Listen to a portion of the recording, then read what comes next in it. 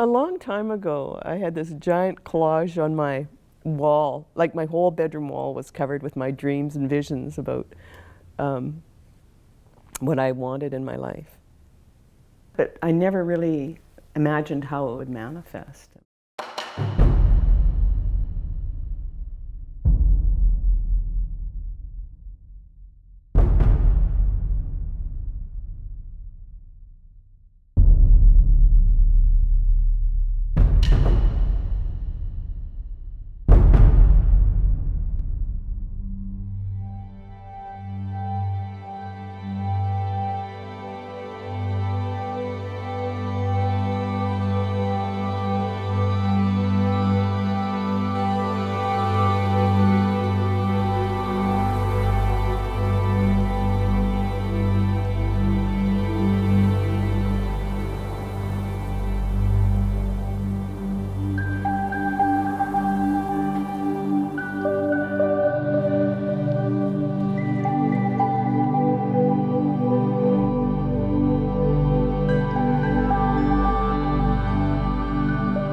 Playback theatre is improvisational storytelling. We listen to a person's story and we play it back improvisationally. The actors have no idea what they're going to hear, and they connect with what they've heard from the storyteller and perform it.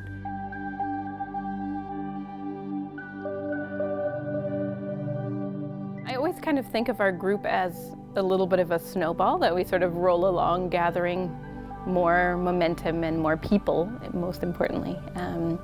And so I think for the first couple of years, I think mostly just a laboratory for us to explore and finding the people in Winnipeg that might be part of our group. We meet once a week for 2 hours, and so it's taken us years to build up, a core troupe that we have. To take people to a place where their inner critic can be quiet so that they can allow their child to come out. There was this little voice in the back of my head that was saying, well, but you're not a professional actor. You're not going to be a professional actor. Huh. Ah!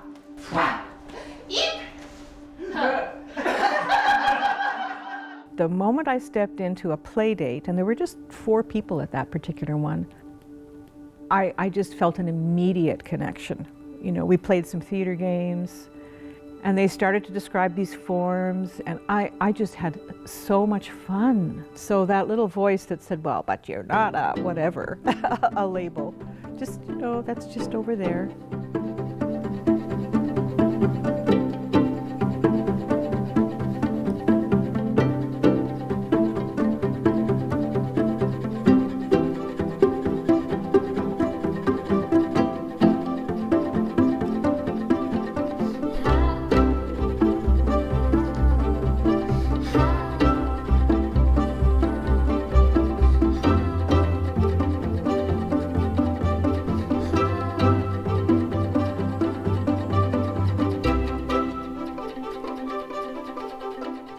What I love about Playback Theatre is listening to another person's story. I remember when I was encouraged to share some of my stories, even just those little moments like burning my toast in the morning and how that changed my day. It just showed me like those moments are valid and they're important and they have weight and gravity in how our days and lives are shaped. And so being able to be someone who could hold someone else's story, it just felt like a privilege and an opportunity. It's just very real. You get to show up with wherever you're at in your day, in your week, in your life. It's just such an honor to be able to go into those places with people, the hard places, the challenging places, the parts that maybe no one else gets to see or that they're not even aware of themselves until we go there. So it's a really pretty incredible, beautiful thing. I think for me the first hook with it was the opportunity to try to express what I heard from someone else.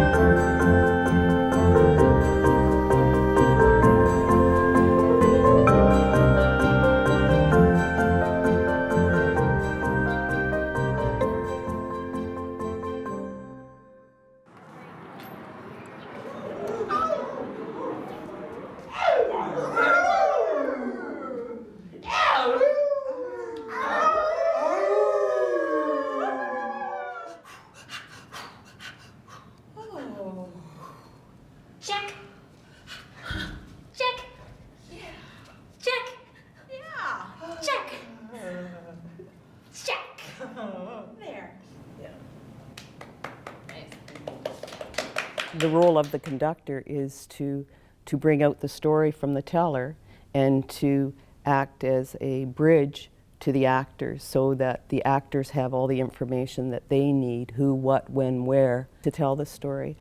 If I have fears from my past, they don't really belong where I'm going.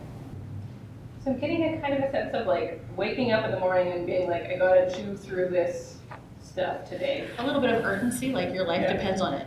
Right. Yes. Okay. Yeah. And like every day I gotta do this. Every single day. Yeah. Okay. A lot of the forms are simple enough that you can learn them in an afternoon or a day, and you know, some of the next forms, you know, in a couple days you could learn them and start doing the work. In a fluid sculpture, they know where to stand because they know that they're going to be coming in and they're going to be connecting as one whole person. So to be very, very close together. I need it for this. I need it for this. I need it for this. Oh, I need it for this. This. I need it. I need it for this. No. I need it. Where? Oh, there. Oh. When you hear someone that there's a lot of different things coming up, but there's not really a chronological story to it, and there's a lot of, I'm going to say, complex emotions. So chorus allows the troupe to move as a chorus or like an amoeba type structure together with a very strong physicality and sound. Today. Today. Today. Today. I can do it. Oh, stay. Oh.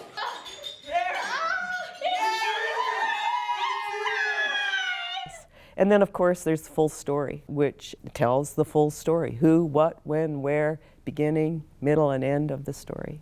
In full story, there is someone chosen as the teller's actor. So they basically take position first and start first. And people then start responding as the characters and through the storyline. So the storyline of it tells them where to stand.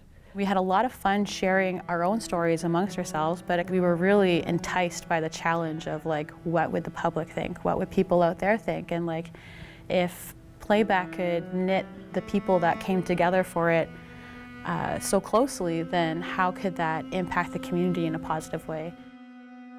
The local company, Red Threads of Peace, was ready to take a step forward in their playback practice, and that's what we did together.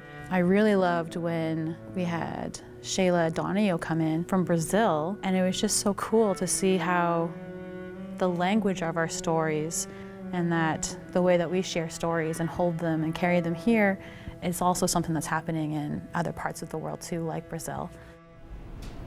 Body, voice, emotion, focus or concentration, and connection. Those are the 5 things that I warm up before a show, a playback show. She taught us like the foundations of like the arc of a story and how you would set up your stage, and like even just getting that closeness and that connectivity. It was really cool to see like that red thread of people wanting that connectivity. So for narrative V, we're gonna form the V in a way that we can see people in front of us. We're gonna be everyone looking to the horizon, and the point person is gonna be retelling the story with storytelling language, usually in the third person. It can be from the perspective of the teller or from the perspective of a group of people, a nation, depending on what the story is. Everyone is gonna copy exactly the same movements that the point person is offering and echo some of the important words. It's a community building tool. It is theater, it is art, very therapeutic. It was created by Jonathan Fox and Joe Salas, a couple from upstate New York in the United States. And this was created in 1975. It's in over 60 countries now, in all these different environments. And Jonathan's idea when he developed Playback, was to build a theater of neighbors, to share whatever they had in their personal lives that was important for them.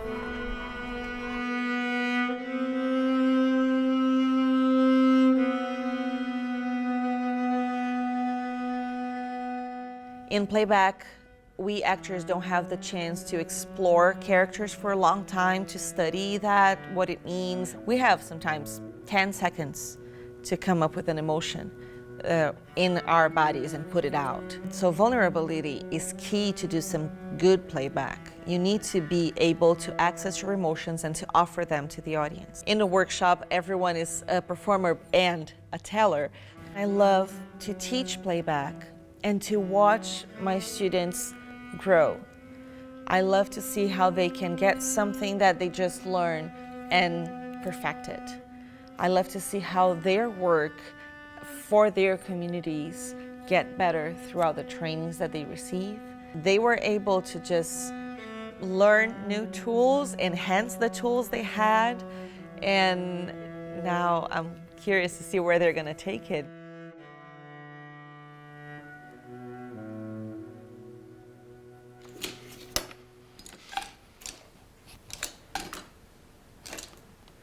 The most scary thing in my life, on the one hand, and on the other hand, the most astoundingly beautiful was when I had a psychic break with reality on the job and ended up in the psych ward. Was put in a straitjacket.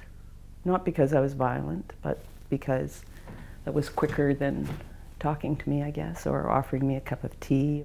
And they'd given me a drug that anytime any emotion came up in my body, it made my tongue thick, so I could talk. That's how I had to talk. I felt really, really alone.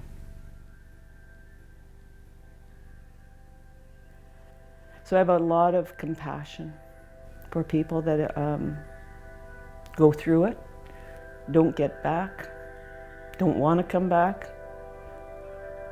So I understand. I get it. I guess my Jen must have been there when one of the healthcare people was talking to me. But she says, you know, my mom's a social worker, and she would have never treated anyone how you just treated her. So what Jen did was, when they had the big, can I go home? She made sure I had tea, because the tea kept my mouth warm so my tongue didn't swell up so I could talk. Justice for me is very much about expression. That is what justice is, to fully express what your inner world is. And the extent to which we're able to do that in playback for ourselves and for others, I just love it. I love that. I think the power of listening to someone. I mean, you can feel people just shed, you know, things that they're carrying. Playback rests so deeply on deep listening, on really listening to what someone is saying in their words, their actions, the subtext, what's not heard, listening to your own intuition about what they're saying. And if we turn out to be theatrically fantastic, I'm delighted. But personally, what I want to do is develop my own capacity as a human being. And playback helps me practice that. Tonight, the theme is love. We're going to be hearing lots of stories about all kinds of different love tonight, whether it's maybe in a relationship or something that happened in your careers, maybe an experience that you had that you totally loved. As a conductor, I think it's important to help the teller be as articulate as they can about their story, and to check out things that seem a little vague, so that the actors can be clear on, you know, what the person is feeling. How are you today? How are you in spring in January? How are things going? Nice warm day today. Yes? Yeah? And what came up for you today?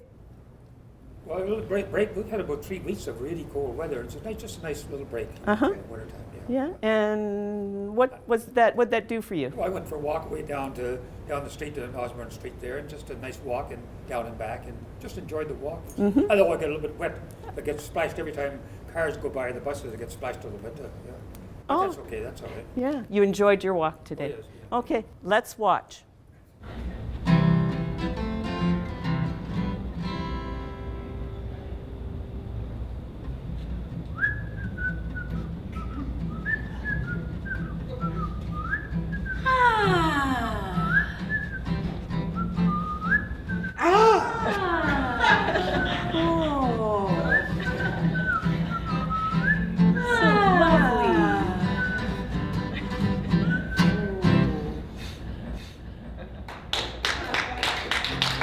about playback is it gives us that opportunity to realize how precious just small moments are in our lives, right? And to look at them.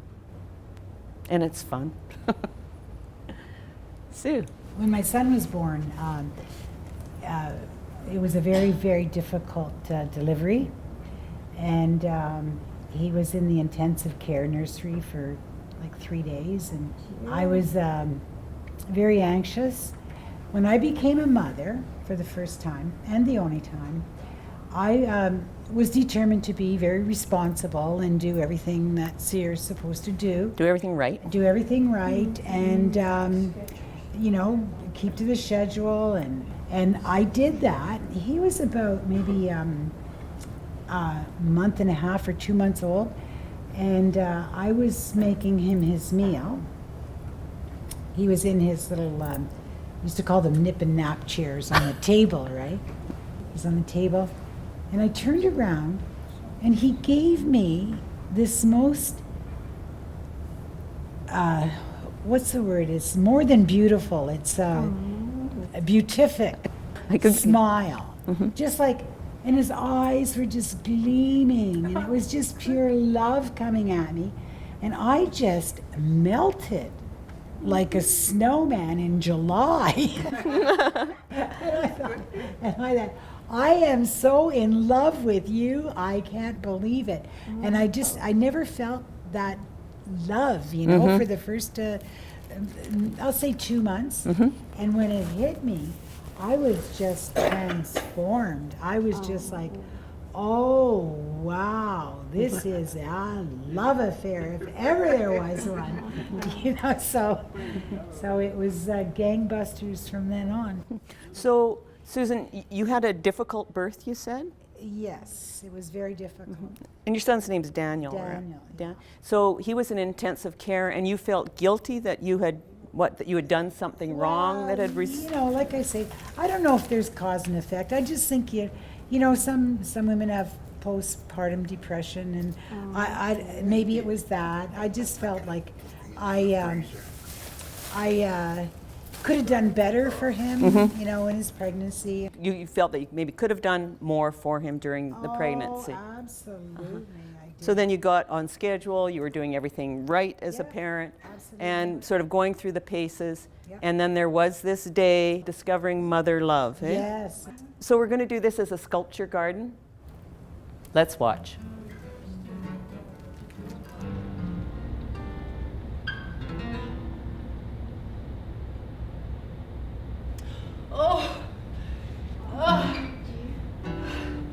Did I do enough? Am I worthy?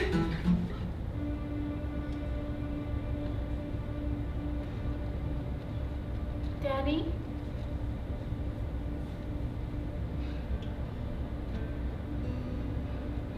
No. He's so small. He's so fragile. Daddy? Please be okay. I've got the best mom. And the best part was when they let me go back to her room when I was born. And I could hold her. And she held me. I really wanted to tell her that, Mom,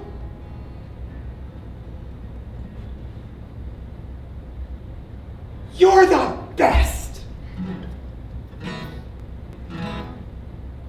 And then he looked at me and smiled. Oh my, that was it. I fell in love forever.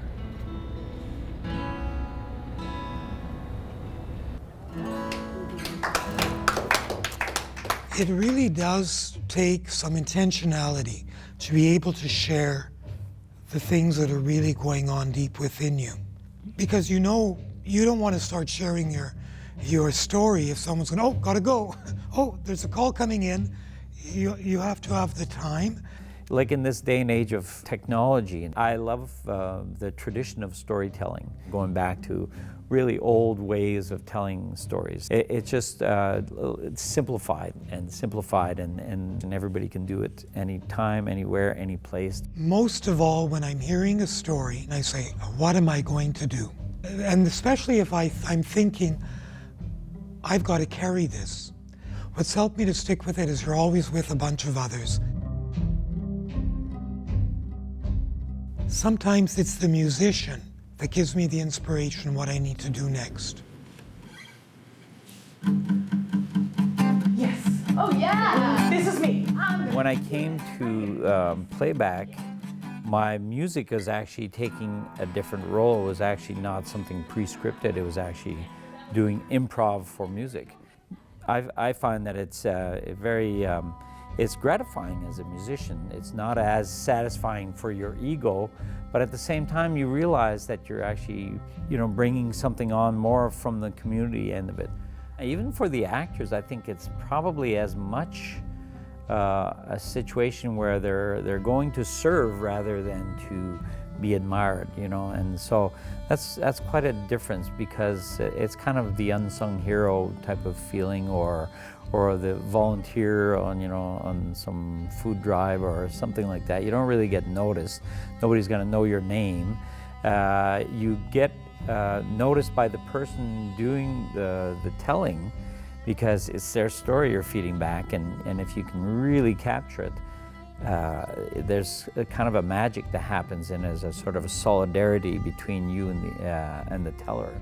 The satisfaction of the theatre comes not from the set or the symphony or even the astounding capacity to act, but it comes from that deeper interconnection that happens between the actors and the teller.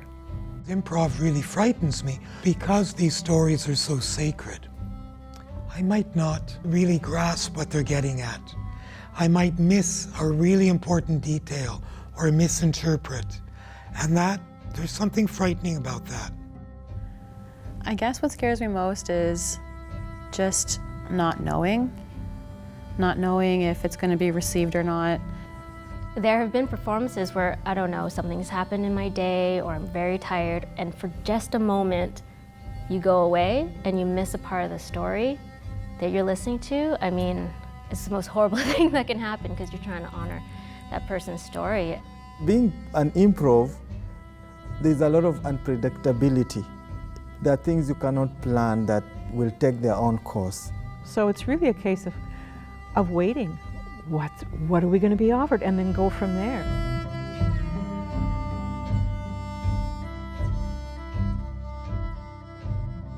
(7:23) is the time. You're listening to the Weekend Morning Show on CBC Radio 1, 89.3 FM, 990 AM.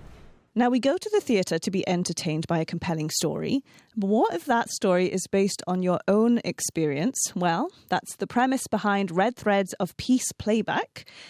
They listen to the stories of audience members and then act them out right there on the spot. They're performing on Wednesday night at the Gas Station Arts Centre, so your chance to see that in action. Dana Rungay is the founder of Red Threads of Peace Playback Theatre, and she joins me now in studio. Good morning. Good morning, Nadia. And Dawn Lavand is an Indigenous performing artist with Red Threads. She joins me too. Good morning. Howdy. Dana, explain what Playback Theatre is. Playback Theatre is improvisational storytelling. So we go into an audience of from 10 people to 200 people, and we listen to stories, we invite stories from the audience, and then in that moment, the actors play it back. So when we go in, we have no idea what we're going to be doing. And so how does it work? Like the audience goes in, and then what? Well, then we usually work from a theme. So our theme on Wednesday night will be transitions, and so stories about times when your life has changed for you.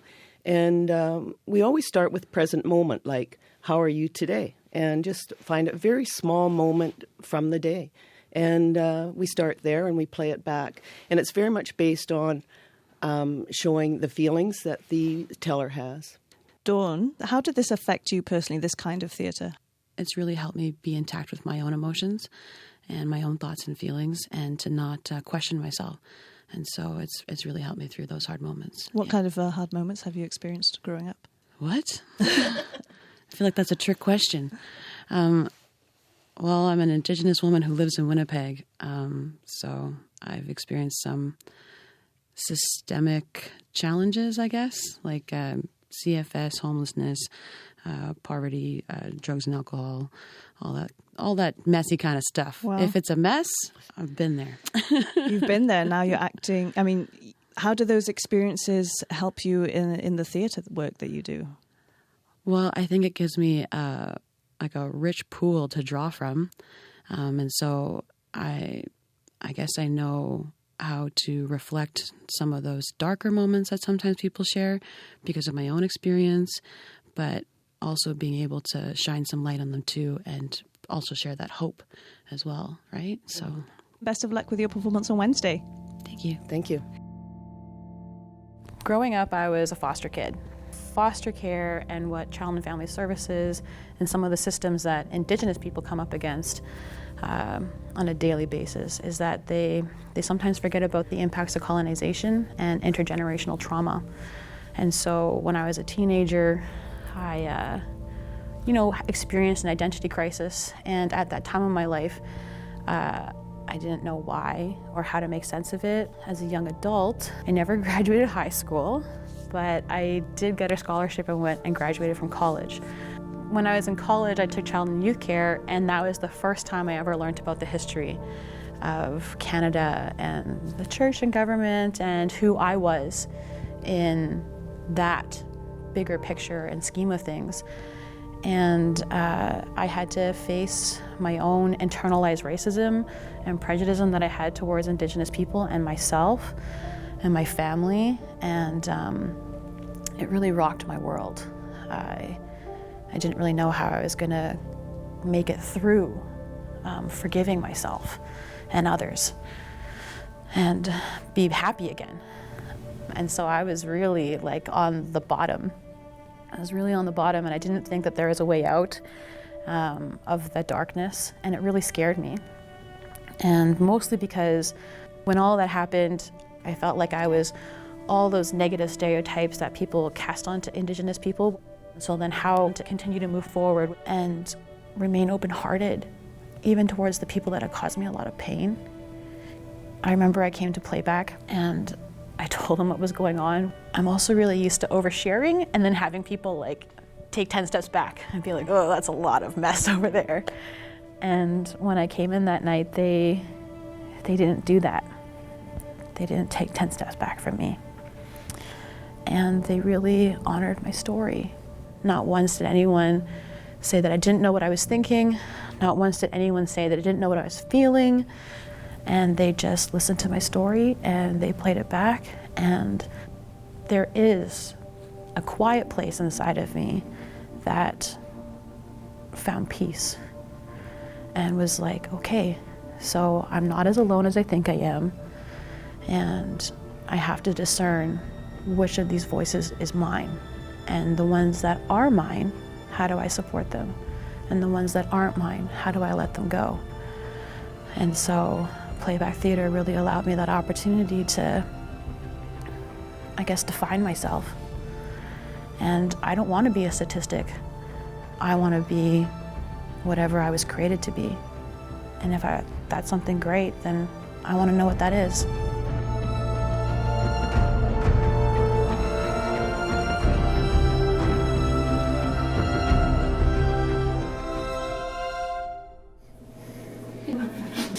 Do you think we should clump and do a flock quickly? Sure. Like a moving one that kind of turns and takes different leaders, yeah? Just in the super small space? 5 minutes. Thank you.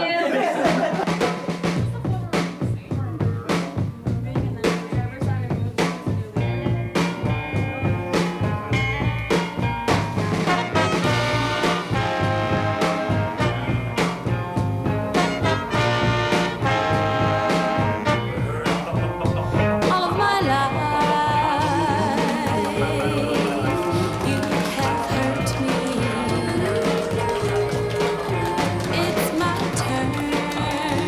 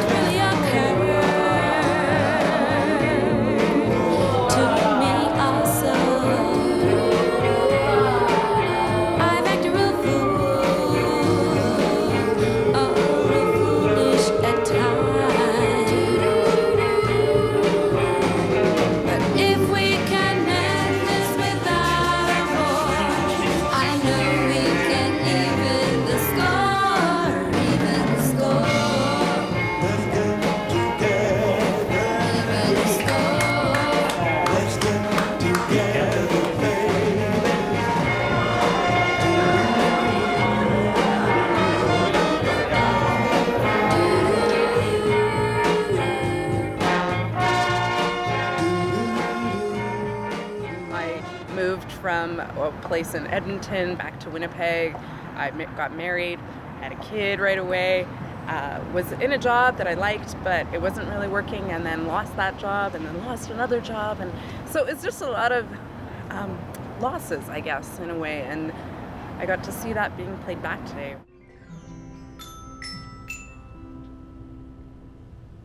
This is Edmonton. There was a part where Becky, who played me, Awesome, right?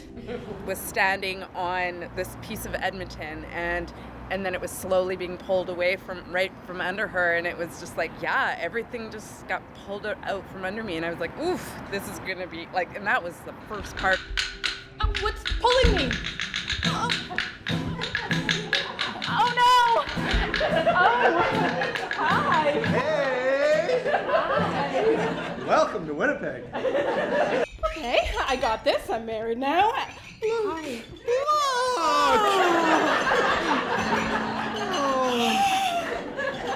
Oh, that's so beautiful. I can't believe this is happening so fast.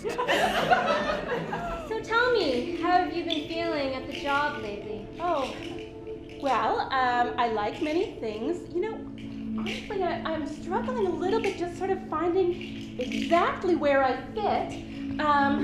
You know, we've sensed that from you, and we really need people on this team who can hold their own and be a team player. So unfortunately, we're going to let you go. What?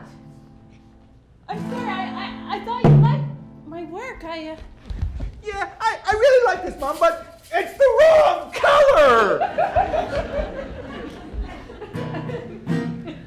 Did I do something wrong? Why did you leave Edmonton? Oh. What were you thinking? Oh, Edmonton. How can they know how exactly I felt, and how are they doing this? It's like magic or something. Takes some getting used to. Oh, Jocelyn. Jocelyn. Yes? Is that your self-esteem rising, Jocelyn? Are you trying to feel nice about yourself? Maybe. Jocelyn. Don't fuss.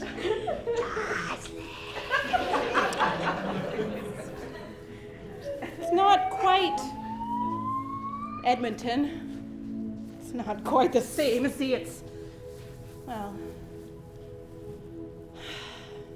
gonna make it fit.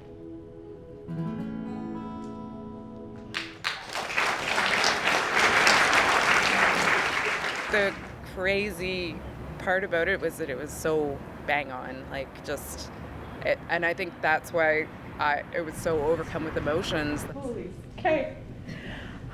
For somebody like me who's like, I'm kind of done dialoguing about this, like, this has happened now 7 years ago, like, it's time to let it go. And this was kind of that therapeutic, maybe letting it go. It's like going for a chiropractic adjustment or something.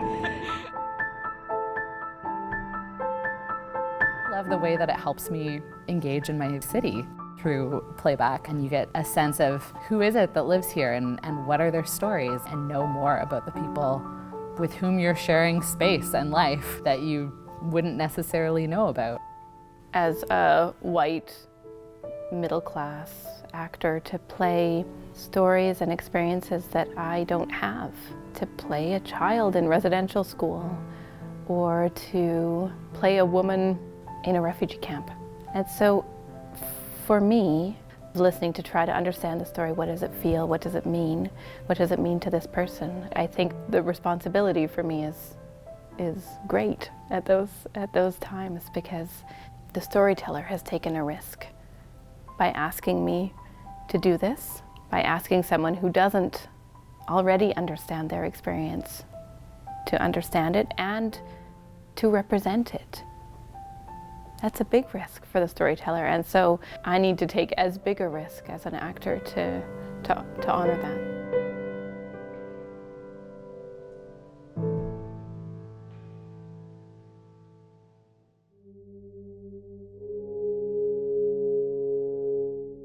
After my parents died, I took a bus, headed to Nairobi without knowing where I was going. And that time there was a lot of violence that was meted at street children because the government didn't want them on the streets. So we kept running, hiding the alleys, sleeping in the alleys, lighting bonfires at night, telling stories around the fire. And then eventually I met these guys who were coming to work with Street Connected Youth to do theater. We created a play that we were able to show around the National Theatre in Kenya, schools. I was one of the lucky people that were able to go through school. I went through primary school, went to boarding school, the institution paid for me, and then I went to university. And I came here in 2012, and here I am now in the graduate school. There was this poem we used to say as performers on the streets. So we meet again. We have actually met again. Remember Kimathi Street, near the traffic light? The skinny boy who approached your car and you quickly pulled up your window? Today we meet again. No windows, no cars. Unbelievable metamorphosis. I knew that one day we shall meet, and here we are. This poem was always our national anthem, and the stage was the place for us for healing. With the stage and theater, we are not going to ask for money. People are coming to see us, that we have something special to offer. So that boosted our self-esteem. It became for us a journey of healing, an experience of healing. Trauma is one of the most undercurrents of conflict and it needs to be addressed. So theater is important, but there are different types of theater that is doing this work. One of them is playback. This made a whole world of a difference for me. One of the first things I thought about is the newcomer, especially newcomer youth, and the fact that there is need for storytelling to hear about the stories, the hopes, the dreams of newcomers, their triumphs and their struggles in a new community. Playback is one of the tools that creates the creative space for people to put words on their experiences. So when this came up, I thought I would be very much interested to work with newcomers.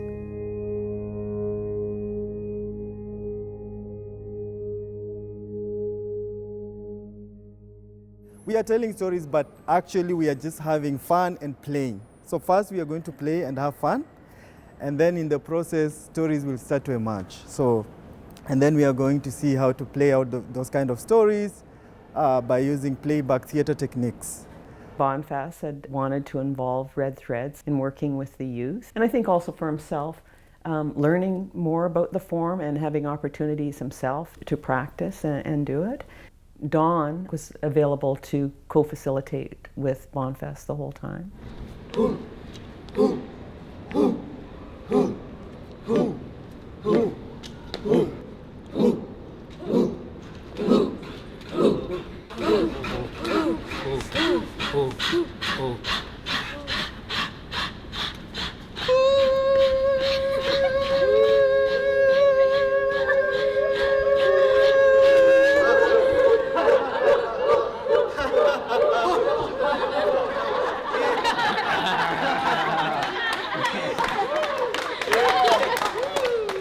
I thought about what kind of stories can bring both newcomers and people who come from Winnipeg together. Home is something that everybody has ever experienced in their lives, either living home or just generally, what does home mean for you? When I say let's watch, someone is going to take a step forward and then they're going to do sound and gesture of her feeling alone.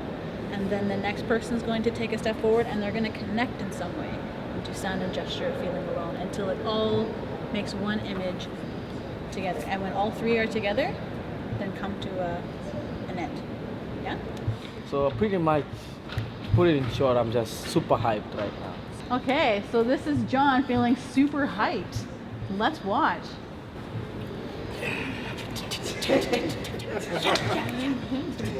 Nice. Right on.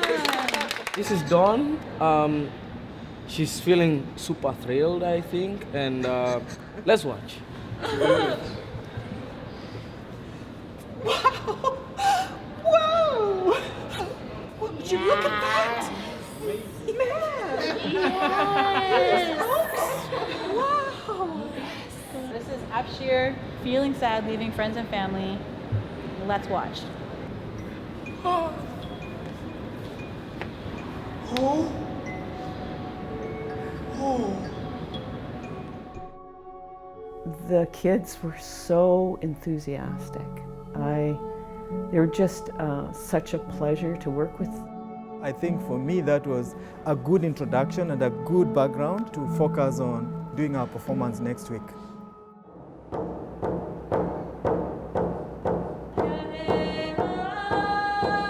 I like how Playback Theatre, it's also about creating space for others. Not only do I get to pursue what being a leader could look like for myself, I can also ensure that it's not just for myself.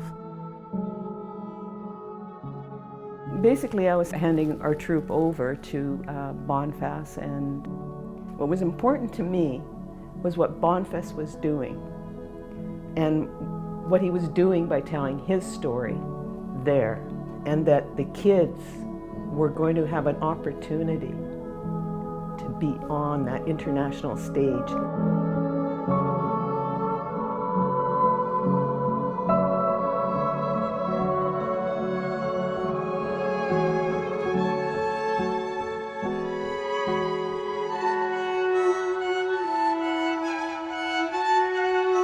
I was the actress, like a performance up there, and I was the audience.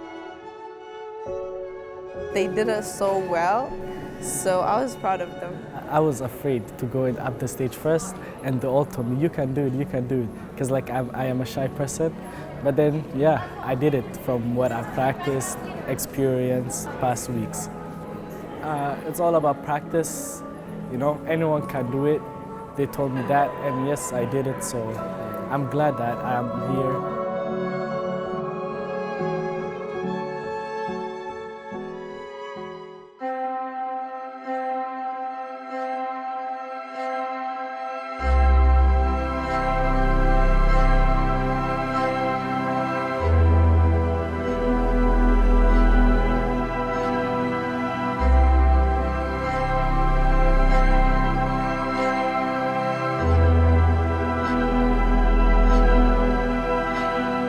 I think art is about creating something that helps us connect with each other. It's a communication with playback, truly a communication of the heart. To come back to a moment in your life or watch somebody else, you know, have that journey. Giving back agency to individuals. When we are talking about refugees, groups that are isolated, newcomer groups, what is their stories? Women groups, what is their stories? What stories do women have to say? And how can we bring all these voices together? Ordinary people reclaiming their humanity and their story. Playback Theatre has helped with keeping my heart soft through some of the hardships and challenges I've come across. And I just think that learning through the arts is very valuable. Being creative and expressing yourself is integral to having resiliency when you get older. When we go to a new location for a performance, be it a senior citizen's home, you know, or a mental health facility, and these are new neighbors. It's as if the door gets open, come on in, have a cup of coffee. To me, Playback Theatre offers a lot of hope for humanity. It reminds us of our humanity, of the common threads. And I think it's so critical to be reminded of that in such a beautiful way. Oh, it's euphoric, actually. You know, in a lot of ways, you cannot describe it. Sometimes it's hard to explain it to someone. The first step is to get in the door. This is why it's so hard to talk about playback, because we can explain playback, but really to understand playback, you need to experience it and tell your story and watch your story being told by 4 people and 4 actors and a musician, and they don't know you. And so you see the magic of human connection, and you see that we can hear each other and we understand each other. It's really funny when you have a dream about how something is going to be. I couldn't have imagined this. I couldn't have imagined this. And we're having fun. Like, I mean, even when it's difficult, it's fun because we're free.